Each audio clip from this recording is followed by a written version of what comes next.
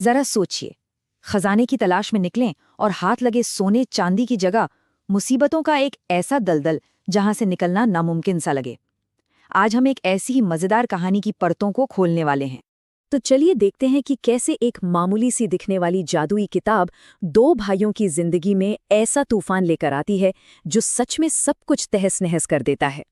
कहानी का पहला मोड़ बड़ा ही अजीबोगरीब है। मतलब एक भाई की आत्मा दूसरे भाई के शरीर में। सोचिए क्या हाल हुआ होगा। और घर वाले अभी इस अदला बदली को समझ ही रहे होते हैं कि कहानी एक झटके में उन्हें एक अनजान रहस्यमयी जंगल में टेलीपोर्ट कर देती है। पर मुसीबतों का सिलसिला यहाँ भी नहीं रुकता।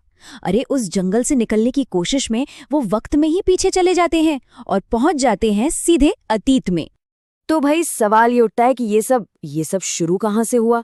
तो इस पूरे हंगामे की जड़ में थी एक बहुत ही मामूली सी ख्वाहिश, रातों रात अमीर बनने की।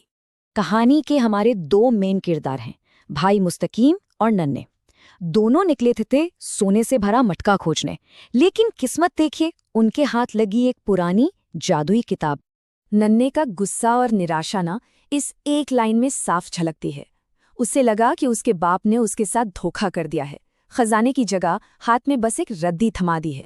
पर वो जिसे रद्दी समझ रहे थे वो असल में मुसीबतों का पिटारा था। और बस जैसे ही उस किताब को खोला गया, पहला जिन बोतल से बाहर आ गया।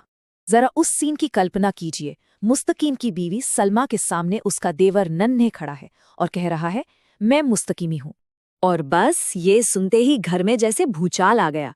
किसी को कुछ समझ ही नहीं आ रहा था कि हो क्या रहा है, क्योंकि किताब ने दोनों भाइयों की आत्माओं की अदला बदली जो कर दी थी। इसके बाद जो हुआ वो तो कन्फ्यूजन और झगड़े का एक ऐसा कॉकटेल था जिसका कोई हिसाब ही नहीं। सलमा को लगा कि नन्हे उसके साथ जबरदस्ती कर रहा है, जबकि वो असल में मुस्तकीम था जो अपनी बात समझाने की कोशिश कर रहा था। नतीजा, पूरा घर एक जंग का मैदान बन गया। घर का ये क्लेश अभी थमा भी नहीं था कि किताब ने अपना दूसरा खेल दिखा दिया। एक और मंत्र पढ़ा गया और इस बार की मुसीबत घर की चारदीवारी से कहीं ज्यादा बड़ी थी।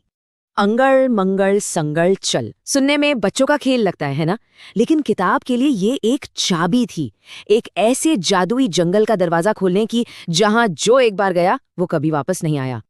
और उस जंगल से निकलने की उनकी कोशिशें, अरे वो तो और भी मजेदार हैं। उन्हें एक आदमी मिलता है जो 5 साल से वहीं फंसा है।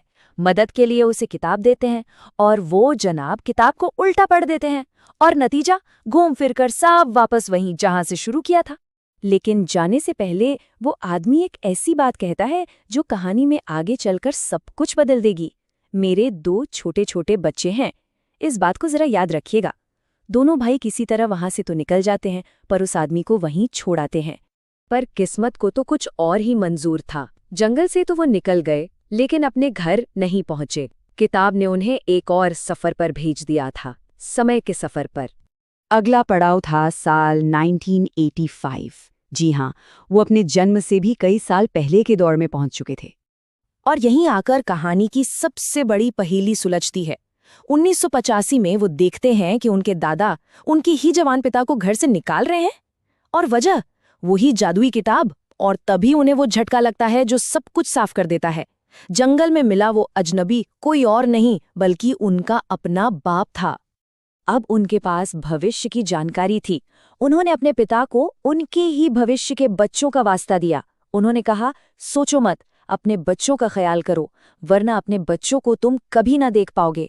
ये वो लाइन थी जिसने इस पूरे टाइम लूप को तोड़ दिया।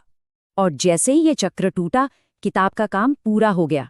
उसने दोनों भाइयों को वापस उनके अपने वक्त में उनके घर भेज दिया।